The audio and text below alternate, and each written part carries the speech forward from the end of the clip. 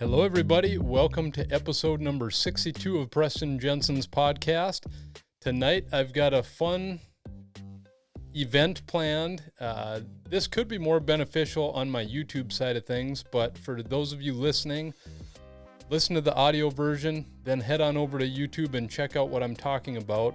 I know I've done a podcast about the new system I'm using or the new software I'm using to do my podcast and to host guests, and that's Ecamm Live. Well, tonight for the very first time, I'm going to try having a guest. It's Chelsea, and we're in the same house.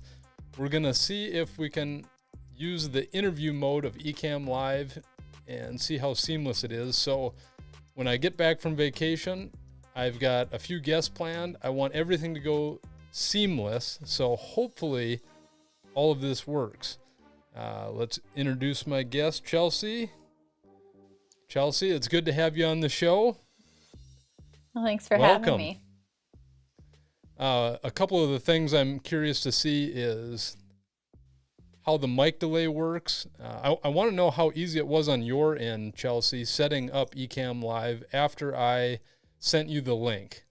Now, I know we had a bunch of issues trying to connect headphones because, you get the new Apple headphones that come with the phone and it has the lightning cable. Well, the computer doesn't have a lightning cable adapter, or you'd have to have an adapter to use the lightning cable. So, and I have an adapter for all these other hookups, but just not a lightning cable. So it seems like once we got the old headphone debacle solved, that and I switched devices too. So now actually Chelsea's filming on what iPad is that? Is that a new iPad? I believe it's the newest version. Yep. Okay, and it seems like I'm down here in my studio and I've got studio lights and everything seems to be exposed right. I'm running Sony a6400, which I've talked about many times on my YouTube channel and my podcast, and I'm running that through what do they call that? Cam Link 4K Elgato, and Chelsea's just using the Apple webcam, right? Or the Apple camera. Yeah, whatever. And it seems to be doing good.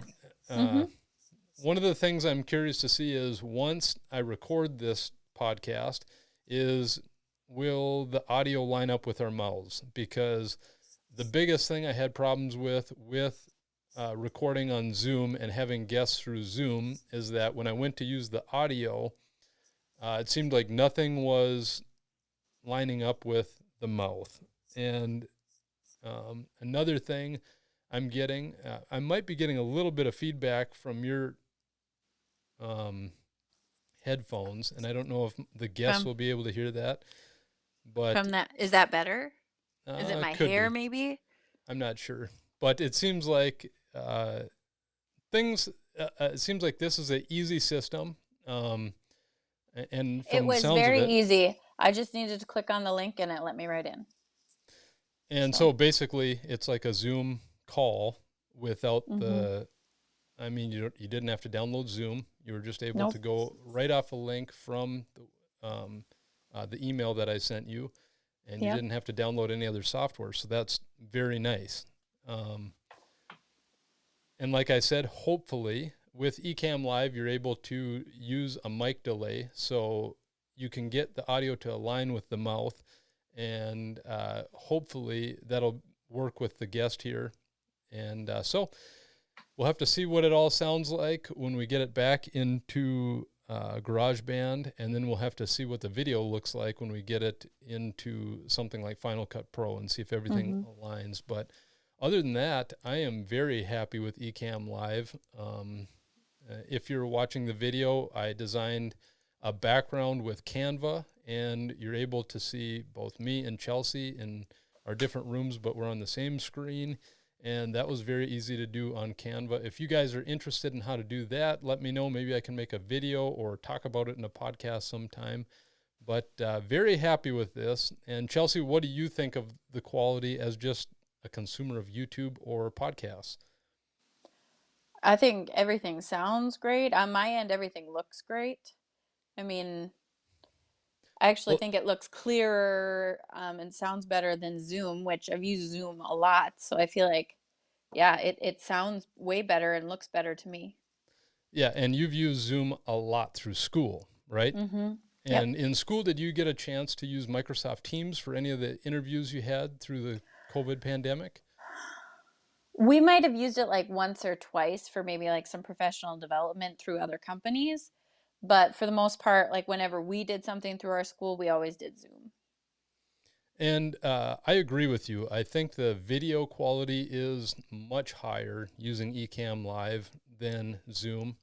And I feel like the quality of the audio recordings is also a lot better quality, because most of the time when I did an interview with Zoom, I used the recording off of the Rodecaster Pro, and a lot of people have told me that the actual recording from Ecamm Live is pretty good quality. So I'm excited to test that out too, to see how it would stack Mm-hmm. up with the between the Rodecaster Pro audio recording and the Ecamm Live audio recording. So awesome. I think we've got Mm-hmm. all of this set up. We're ready to go to host guests through Ecamm Live in the future. I'm excited when I get back from vacation. We're recording this episode on a Friday. Chelsea and I are going to be going on a lake vacation for 1 week with our family, and we're going to be posting this on a Friday. So by the time you guys are hearing this, hopefully we'll be having fun on vacation. And so when we get back, I've got a bunch of guests lined up, and hopefully everything will run smoothly, because the worst experience for a podcaster, and I know this from personal experience, which is very embarrassing, is when you have someone on as a guest and something isn't working, whether it be the internet or one time I forgot to hit record. That was a nightmare. So it's always good to have backups. That's another thing I like about having Ecamm Live recording and a recording on my Rodecaster is I've got two recordings, and sometimes I'll have the guest record as well. So then I'll have three recordings, and sometimes there's multi-track recording going on. So I've got even more flexibility as far as processing the audio after the fact. So if you guys are starting a podcast, these are all little tiny things that you've got to think about before you have a guest on your show. And so just lining up the guests is half the battle, but getting everything to work once you have the guest on your show, and you want to have it run smoothly so you don't waste your guest's time. Like right Yeah. now, I don't want to be wasting Chelsea's time because I know she's got packing on her mind. But you're kind of thinking, oh, he's wasting my time right now, aren't you? No. I'm just thinking, I'm guessing your other guests will be way more prepared when you're gonna start the interview because I don't know, but because a lot of times the people I have on, they've got their channel themselves, and some people have got their podcast already set up. So usually they've got a set. So they've got the same process that I go yeah. through, and they've got it dialed in. So yes, for someone who's not into this kind of thing, it's pretty impressive to just hop on and get things Yeah. going. So I thank you for that. One of the other things we wanted to talk about today is we got to do something fun today. We've been trying to find a vehicle for a very long time. We've both got smaller vehicles, and we're raising a family, and so far they're adequate, but we need more room, and we've been looking for something for more room. And today we test drove a Kia Telluride. Chelsea, what was your thoughts on the Kia? Well, we've been looking at them like they've always caught our eye. Like there's something that we drive down the road, and if you see one, it's like, oh, there's a Telluride. They're just eye catching to us. But I mean, when we finally got to get in one and then test drive it, I feel like it was everything that I was kind of hoping that it would be. It was very nice. Very nice. And it took a lot of um, coaxing for me to think of Kia. That's something I want to buy. I know a few years ago, if you had asked me if I would spend any money on a Kia, I'd probably say, absolutely not. I'm not a Kia fan, and I don't know if they've got a history of quality or what, but from all the reviews I've done, and yes, I have watched hundreds of YouTube videos on them, and I've Yes. read just about every piece of literature you can on the Kia Telluride, and everything I read about it is unbelievable. So the reason I wanted to bring this up on the podcast is because most of the time I hear YouTubers talking about the Tesla or the Land Rover, and those are very nice vehicles, but I feel like people should give a Kia, especially the Telluride, a chance because they're a little more affordable. Now, for me, the Kia Telluride isn't an affordable vehicle. I don't even know if we'll probably be able to get one in 10 years or something just because of the cost of these things. I know Chelsea's shaking her head here, but that's just my thought process. And they're a lot more affordable than a Tesla or Land Rover, and you guys would be surprised at the technology that's packed into these vehicles. I was shocked when I got into the car to test drive it, because I was going into the test drive trying to find something that I would absolutely hate so I could get this out of my mind that I want a Kia Telluride. And when I sat down and I was just looking for the littlest details to be out of place, and I couldn't find them. And all of the safety features that are built into that thing. And yes, we were test driving a model that was, I think it was the higher model for a Telluride. I don't know. I don't know what comes standard on the base models. But the amount of safety features on that car and the technology was very impressive. One of the things that I thought was cool is when you turn on a blinker, you can see in the middle of your gauge cluster what's on the side of you. So there is no blind spot. It does have the blind spot indicator on your mirror, so it shows that there's a vehicle there. It had the camera there, so you could see exactly what was beside you. And then another thing is it gave you feedback in the steering wheel in the form of kind of like if you're playing Xbox and you feel the rumble, it gave that type of feedback in the steering wheel, which I thought was very cool. What do you think of that, Chelsea? Yeah, I did. I only felt that maybe like a little bit because you drove on interstate and I didn't, so I didn't really have to worry about that. But yeah, we're not used to having like all that technology, and there was a time where you're like, oh, what do you think of that when you're driving? And I'm like, I'm kind of more nervous that I'm test driving this vehicle because I don't want anything to happen to it, that I don't get to like focus on any of that stuff while I'm driving. And believe it or not, that was my first time ever test driving a vehicle from a car lot. How about you? Have you ever test drove a vehicle from a car lot before? I mean, I have, but vehicles. not like that kind of vehicle. Yeah, exactly. I have not that kind of vehicle. And a lot of times, vehicles like that, you've got to pay. Well, in the higher end models, a lot of them don't come with heated and cooled rear seats too, which I was surprised this one had. But the biggest problem is obviously other people have a great impression of the Kia Telluride as well, because you can't get them, at least in North Dakota where we are. They're hard to get. The guy that we were talking to at the dealership said that you're lucky to get one of those if you order one brand new in a year. So yeah, because the one we were test driving wasn't for sale. Like they had 4 on the lot and they're already sold, and this one was there for people to test drive, but it was already sold.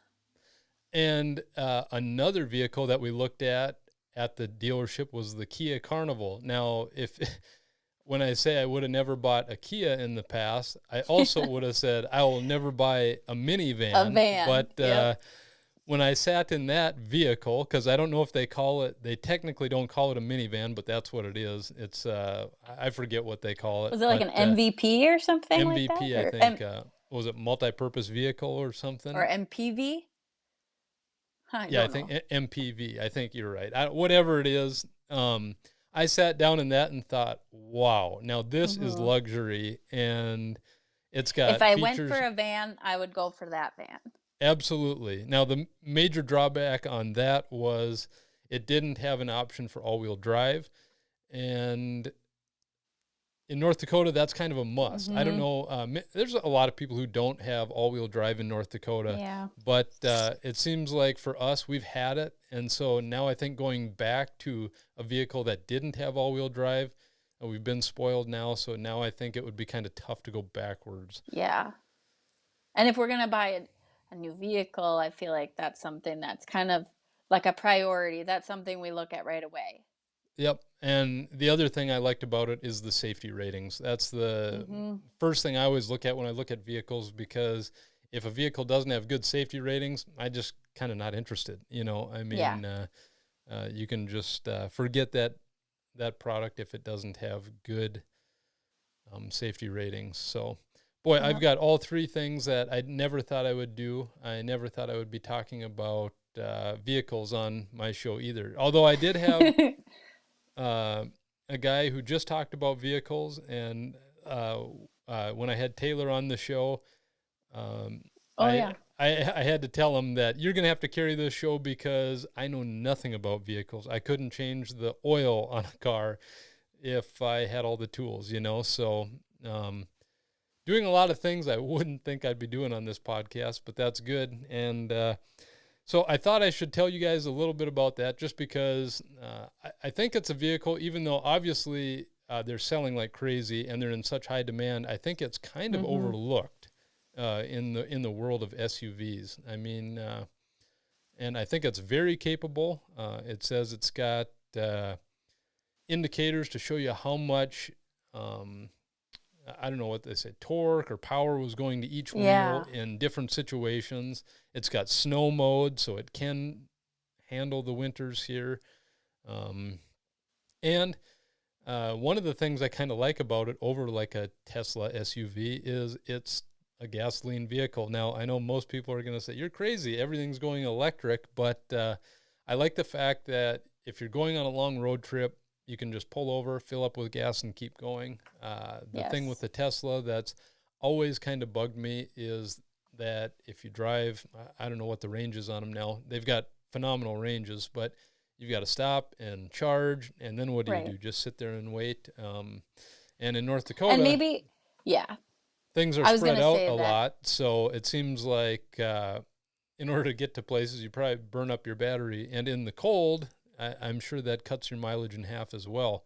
And so I guess as far as the future goes, I've always been a little more drawn towards the hybrid vehicles that can use electric, but they can also have fuel as a backup. And when I had Taylor Morehouse on the show, he was saying he thought the future was hydrogen. So I haven't seen many hydrogen vehicles coming out, or any for that matter, for mass production, but in the future I'll be keeping my eye out for that, because that sounded very interesting to me.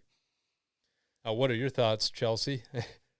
Well, I also think, I mean, if you were to visit North Dakota, I've only seen like a handful of places where they even have charging stations for those kind of vehicles. So maybe if we lived somewhere where, that was in abundance, and that was just a really normal, like a everyday thing that you saw everywhere. But I don't even know if in our town we have anything like that, or, I think other places, there's all these different charging stations. And I think they're popping up more and more, and I think they'll be more readily available in the future. But still, I agree with you. It's tough to know where they're at, even though I do think the vehicles, I would always be stressing. Yes, I would be too. That's just, I'm a worrier, and that's what I'd be thinking about the whole time I'm on the trip. Like, oh, where's my next charge? I know. I feel like I'd have to have that all planned out. Like, you'd have to just know where you're going to stop for. And maybe it's not like that. Maybe there's people who have them and it's not stressful like that. And I do have to throw this in there, and I know all of my listeners and everyone watching on YouTube are going to be super surprised about this. This is going to catch them off guard that actually, no, we are not sponsored by Kia. I know probably you're thinking we got paid to talk about the Kia Telluride, but no sponsorships from Kia. If anyone from Kia is out there and they want to sponsor anything, feel free to message me. But, we'd be happy. We'd be happy to help out in any way we can. Take them up on an offer. That's right. But, well, Chelsea, thank you for being on the show again today. This was a fun podcast because it was just kind of testing out stuff to hopefully make things streamlined in the future when I have other guests on remotely. And now that I say that, now that we've prepared, now when we have our first guests on, I'm sure something will go wrong. You know, it seems like that's always the common theme when you're having all these guests on. You've got all this equipment. There's a lot of stuff that has to go perfectly as planned in order to get this to go off like you want it to. And I'll tell you what. Well, I think of. Oh, you can go. Go ahead. Well, I was just gonna say, like, I think of, because I know your setup down there, and I know what my setup right now is upstairs. And I mean, I don't think it looks bad. I think it sounds good. I mean, I'm impressed with how little I have, and it's still working. So. And I'm thinking the same thing, like, man, why did I have to get these lights? Why did I have to get this camera? Why did I have to get this microphone when I can just get an iPad and some headphones and some old headphones and be set? And, you know, that was the thing I thought about when we were going to do this podcast. I thought, you know what? Everyone talks about get started with the equipment you have. And I know you can record a podcast on your phone. So I thought, man, wouldn't that be neat if we were on vacation? I recorded a podcast from my phone and uploaded it to Anchor and just test out the waters and see if anyone could tell the difference between quality on the Rodecaster Pro and this whole setup, as opposed to just recording on the headphones, and see if people could notice. And I bet you'd be surprised. I bet the quality would be pretty close. So, I think you could easily do it, or even just like I have right now. You could just use the iPad and headphones and set it up somewhere. Yep. You know, at like a different place. That would be kind of neat. It would be kind of fun. And then you could have, instead of our dog barking in the background, you could have like the sounds of loons and stuff. And that would be kind of neat. Like, you could have like a monthly where you travel somewhere and you're like, this podcast Preston's out in the middle of nowhere doing a podcast tonight, or he's on his boat in the middle of the lake. He's in a field, doing a podcast with the sounds of nature. Yeah, I kind of like the sound of that. Hey, but there's an idea. We talked about ideas last time I was on, so. A lot of ideas here. Had a lot of fun just talking with you, as always, Chelsea. Thanks again for being on the show.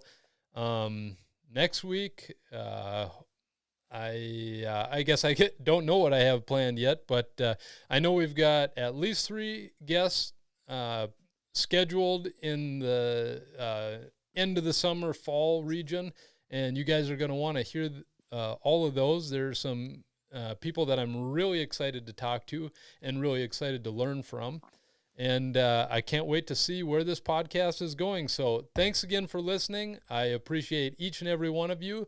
And I hope you have a happy and safe week.